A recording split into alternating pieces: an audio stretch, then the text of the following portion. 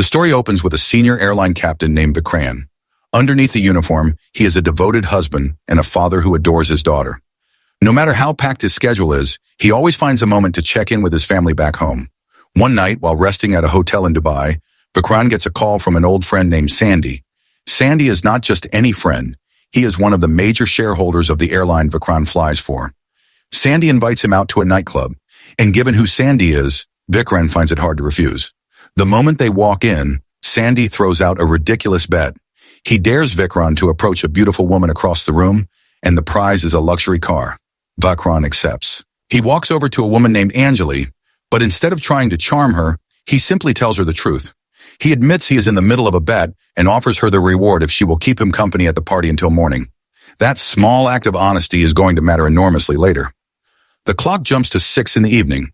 Vikran has to start getting ready because at exactly 9 that night he is scheduled to fly a plane from Dubai back to India. When he reaches the airport, a colleague notices something off. Vikran's eyes look red, like he has barely slept. Vikran just smiles and slips on a pair of dark sunglasses to cover it. That tiny detail is the exact thing that will one day drag him into a courtroom. This is runway 34. Vikran heads into the briefing room and reads a full report on the weather, wind speed, cloud density, and visibility. What stuns everyone is that he needs only about 5 seconds to absorb 3 entire pages without missing a single detail.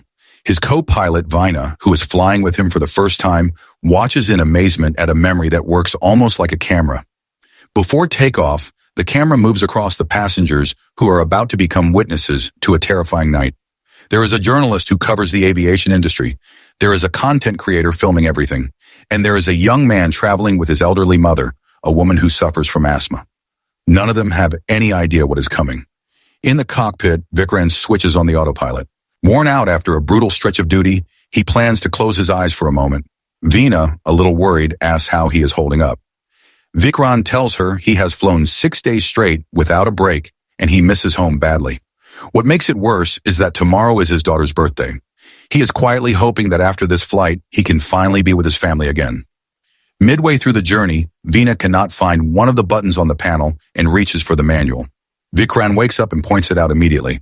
At 35,000 feet, he tells her, there is no room for even one mistake, but this is where the story starts to turn dark. Vikran quietly calls over a flight attendant named Mika and asks her for something to ease the pain. Then he slips into the food storage area, pulls out a hidden bottle of alcohol, drinks from it, and drops the bottle into the toilet. That single scene will haunt everything that follows. Not long after, the weather turns. Vikran warns that turbulence is coming and asks Vina to read out the latest report. They are roughly 45 minutes from Cochin Airport with about 4,800 kilograms of fuel remaining. More than enough. Vina contacts Cochin to request permission to land. A tower controller named Trivati clears them. But moments later, he comes back with bad news. The weather over Cochin has collapsed, visibility has dropped to 1,500 meters, and heavy rain is pouring down. Other flights have already been diverted to Trivandrum Airport. Vikran still insists on landing at Cochin. By his math, 1,500 meters of visibility is within the allowed minimum. But Trivati reports that the planes diverted to Trivandrum have already landed safely because the weather there is far clearer. That makes Vina more anxious. She suggests Bengaluru Airport instead, which is safer but needs around 3,300 kilograms of fuel, and they still have 3,900. Vikran decides Bengaluru is too far and too wasteful. He chooses Trivandrum. Vina warns him that Trivandrum sits far too close to Cochin, which means the same bad weather is very likely to reach it soon. Vikran holds firm, and Trivati reroutes them toward Trivandrum. Vina's instinct turns out to be right. The storm hammering Cochin shifts and moves straight to Trivandrum. Trivandrum immediately sends a warning to Cochin so that no aircraft gets sent their way. Trivati is asked to pass this critical message to Vikran's plane at once, and this is where fate gets cruel. Trivati is suddenly hit by a violent coughing fit and nearly passes out. Far worse, that vital notice never gets sent. Nobody on board knows it, but Vikran's aircraft is now flying directly toward death. At Cochin Airport, the families waiting begin to panic. The same mood spreads inside the cabin. The journalist notices something strange. The plane is turning toward Trivandrum, an airport dangerously close to Cochin. Panic breaks out, and the passengers demand that the captain come out and explain himself. Vikran steps out calmly and asks them not to make the crew's job harder. He walks over to the elderly woman with asthma, takes her hand, and promises to bring every passenger down safely. It is a promise he will not be able to fully keep. In the Trivandrum Tower, a controller is so shocked he drops his coffee. A cyclone wrapped inside a raging storm is spreading by the second, and Vikran's plane is heading right into it. Veena requests permission to land and gets a flat refusal because Trivandrum has already shut down. The problem is that Vikran never received any of this, since the warning notice was never passed on after Trivandrum collapsed. Vikran asks for a weather report, and the numbers are terrifying. Wind speed of 35 knots, clouds sealed tight, visibility almost gone. Worst of all, the fuel is now down to 920 kilograms. That is barely 28 minutes of flight time. Bengaluru is now impossible. Veena breaks down, realizing how close the end is. Back home, Vikran's wife cannot sleep. Inside the plane, passengers are crying. Vikran shuts off the autopilot and takes full manual control. The tower recommends runway 16 and clears it for him, but a sudden crosswind makes the plane nearly impossible to control. Vikran is forced to pull back on the throttle and climb again, aborting the landing even though the fuel is almost gone.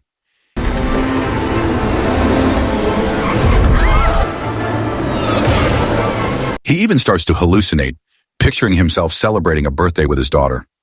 Exhaustion is pulling him under. Veena snaps him back. Vikran radios the tower and reports that visibility is now truly zero. He asks again for permission to land, but not on runway 16. He asks for runway 34. The tower calls the decision insane. Runway 34 has a tailwind, which would push the plane forward and make it land faster. Runway 16 has a headwind that helps slow the aircraft down. By every rule of aviation logic, Vikran is choosing the most dangerous option available, but the final call belongs to the captain. Vikran declares a mayday, a full emergency priority request. The tower puts every worker on alert and calls the hospital to prepare rooms for 150 people. And this is where everything Vikran has ever learned gets tested. He stops caring about procedure. With both eyes closed, he does the most impossible thing imaginable. He shuts down the engines to conserve the last of the fuel and lets the aircraft glide down through the darkness. Working purely on instinct and on every detail burned into his memory, Vikran calculates the exact moment to fire the engines back to life. His timing is so precise that the touchdown is barely felt. He then outsmarts the braking system to hold back a plane still being shoved forward by the wind at its tail. And he brings the aircraft to a stop right at the edge of a cliff. Not one life lost. A miracle built out of pure calculation.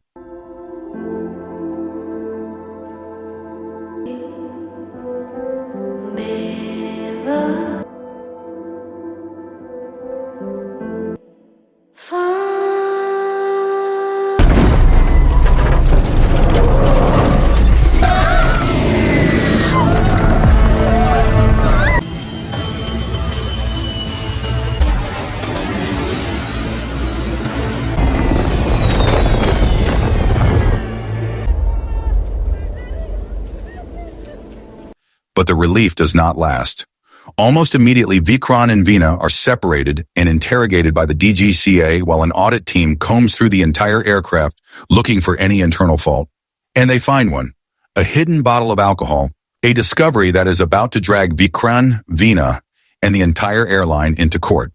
The story then introduces Vikran's greatest enemy. His name is Narayan, a senior aviation auditor who has never lost a case in the courtroom.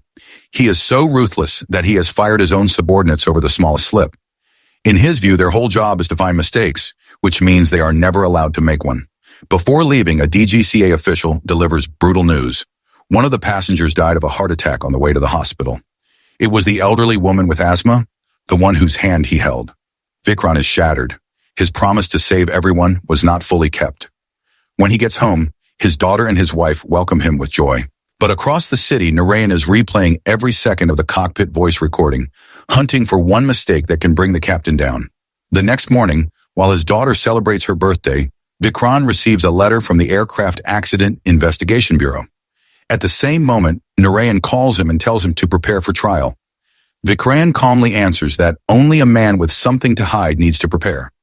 At the Skyline offices, the director James is thrilled. The company's share price has soared thanks to Vikran's heroic landing. That happiness dies the second he learns his airline and his pilot are about to be put on trial by Narayan. James knows exactly what it means to face a man who has never lost. Both sides brace for war. Narayan summons the Konkan authorities and demands the recording of the tower's conversation with the Skyline pilots. But the airport tells him the recording is automatically erased every 24 hours. That crucial evidence is gone. Meanwhile, James secretly meets with Queen, the owner of a rival airline, asking her to use her uncle, who happens to be the aviation minister, to shut Narayan's investigation down. The plan backfires. Queen instead demands a share of Skyline as her price. The trial begins. Narayan plays the recording of Vikran admitting he had flown 6 days straight and missed home. He argues that a pilot in that state is not focused. He is restless to get home, which makes him prone to rushed decisions. Narayan even brings up a past accident, where a pilot consumed by homesickness made a reckless choice that killed 158 people. Vikran does not flinch.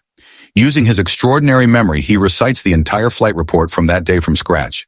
Flight number, visibility, wind speed, alternate airports, cloud distribution, all of it, perfectly. As for the homesickness, he shuts it down. Soldiers at the border miss home too, and they still carry out their duty with full responsibility. Narayan's accusation collapses. Narayan gets angry and challenges Vikran to sit in his chair so he can be taught how to ask the right questions. But Vikran remembers James's advice, that Narayan is stirring the water to catch a fish, and that he must not swallow the bait. Vikran holds back, apologizes politely, and slips out of the trap. Narayan then orders his subordinate to place the recovered bottle of alcohol on display. Vikran recalls that his breathalyzer test that day did come back positive, but something was odd about it. When his friend Sandy tried the same device, Sandy tested positive too. So did both officers. Vikran questions whether the device is even accurate, and without realizing it, this is the exact moment he swallows Narayan's bait. Narayan instantly challenges him to take a polygraph test. The test is set up.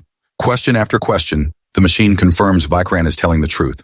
Then Narayan asks whether he had anything to drink that day. Vikran says yes, and Narayan smiles in triumph. The smile fades when Vikran clarifies that all he drank was coffee and water. Narayan asks him directly whether he drank alcohol. Vikran says no, and the machine still shows he is telling the truth. Narayan is baffled. Even Sandy is confused. How is that possible? That night, James scolds Vikran for taking the bait and orders him to simply stay silent at the next hearing. Vikran is not a man who can be tamed that easily. He points out bitterly that in every crash, if the pilot survives, the pilot is blamed. And if the pilot dies, the pilot is still blamed. James explodes and swears to destroy Vikran if he damages the company's image. The next day, Narayan aims at the weakest point in the case, which is Veena. He asks for her opinion on the captain's character. Veena calls him a skilled captain, brilliant and dedicated.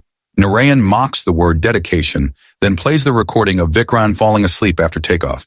Sensing that Veena's defenses are fragile, he keeps pressing and intimidating her. He asks whether it was Veena who decided to land at Trivandrum, and whether her eyes were red from lack of rest. With a sharp shout, he pushes her into blurting out that every landing decision belonged to the captain, and that it was the captain whose eyes were red. Narayan spins back to Vikran and asks whether he had gotten enough rest. Vikran says yes. Then Narayan calls out a name that leaves him stunned. Anjali. Anjali is brought in. She explains that she barely knows Vikran.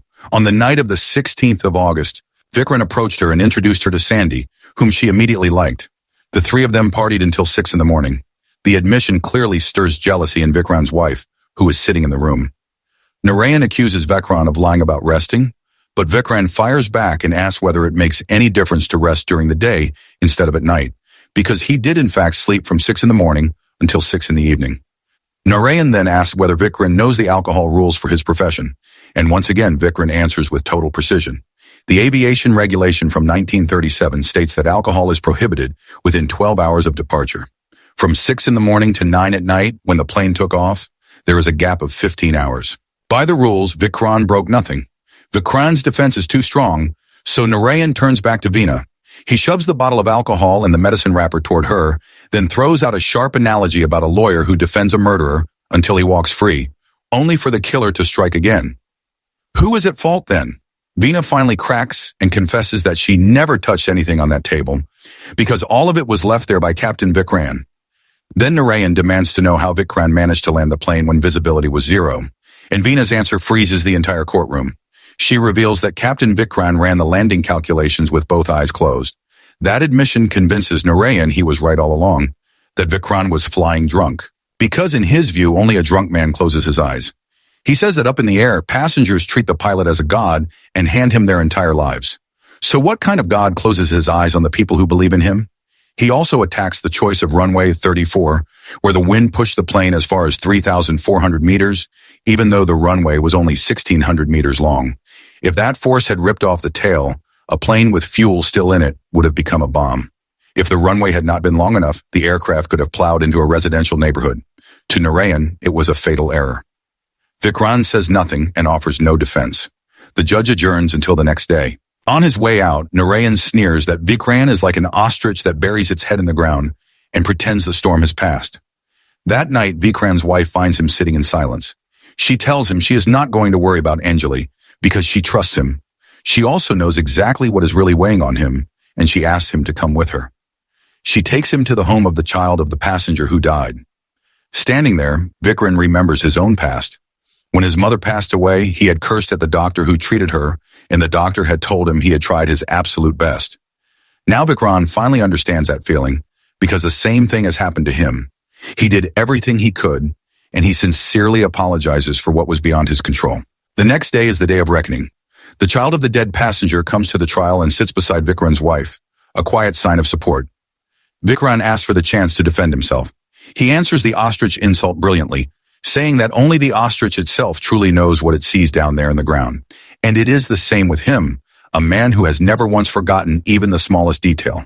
To prove it, he lays out things no ordinary person could possibly remember.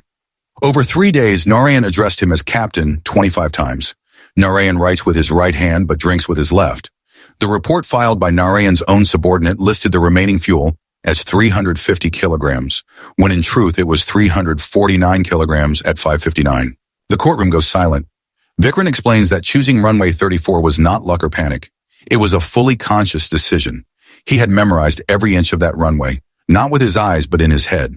Before joining Skyline, he flew a private jet for a wealthy man who often used that exact runway.